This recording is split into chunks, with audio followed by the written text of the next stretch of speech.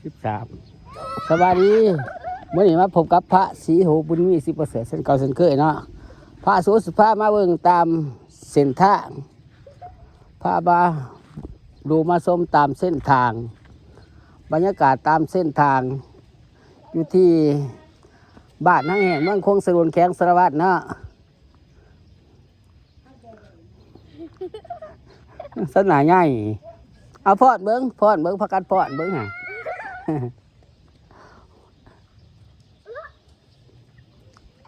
พาบารูมาชมตามเส้นทางอยู่ที่บ้านทั้งแห่งเมืองคงสรุนแข็งสารวัตรเนาะ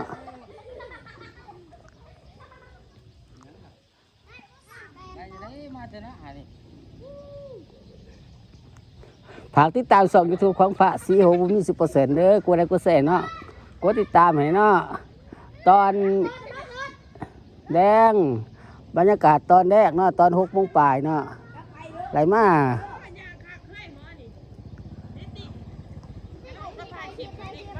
แต่เปิดวายดีมัตเตอร์ไซค์นี่มัตเตอร์บ้านี่เมื่อกินขนมแล้วอูค่าทาคลิปนะไปเมื่อหน้าอันนั้นบ่มันโคกบ่ไปเมื่อหน้ามันโคกบ่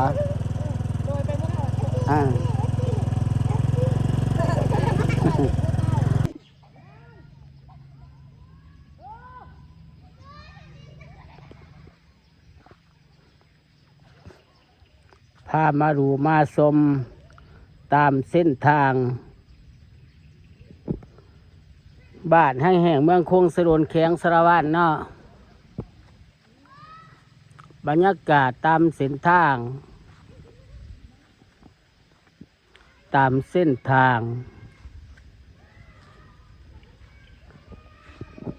ภาพบรรยากาศตามเส้นทางมาให้ดูให้ชมภาพบรรยากาศตามเส้นทางมาให้ดูให้ชม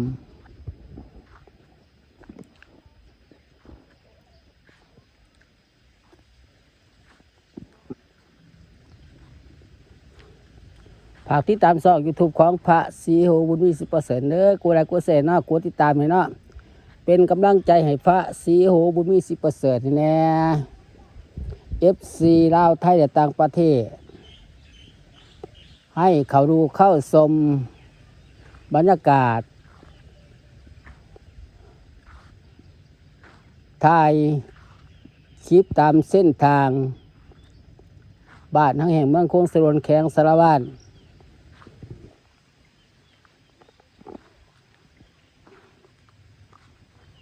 เส้นทางบ้านทั้งแห่งเมืองคงสรุนแข็งสารวัตรเนาะ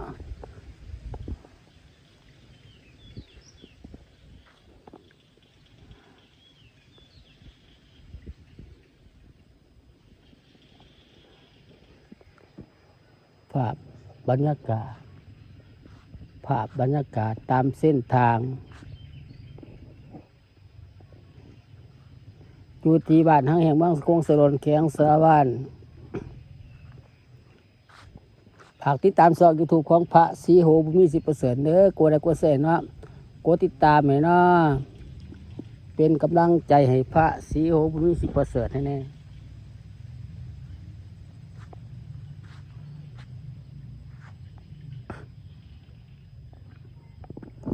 FC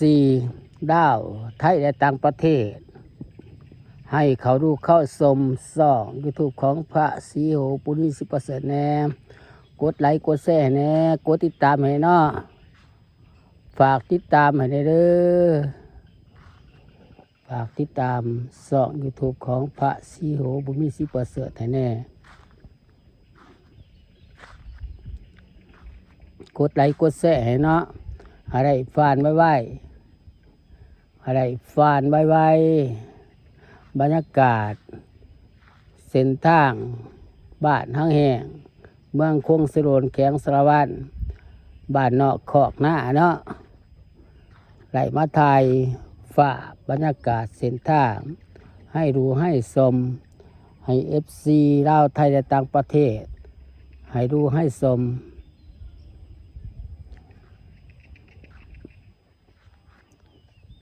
ฝากติดตามช่อง YouTube ของพระศรีโหบุญมี10%กดไลค์กดแชร์เนาะกดติดตามให้เนาะกดติดตามให้เนาะกดติดตามให้แน่ FC ลาวไทยและต่างประเทศ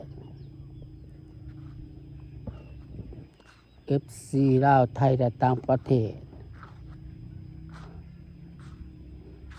ไล่เอาภาพบรรยากาศตามเส้นทางมาให้ดูให้ชม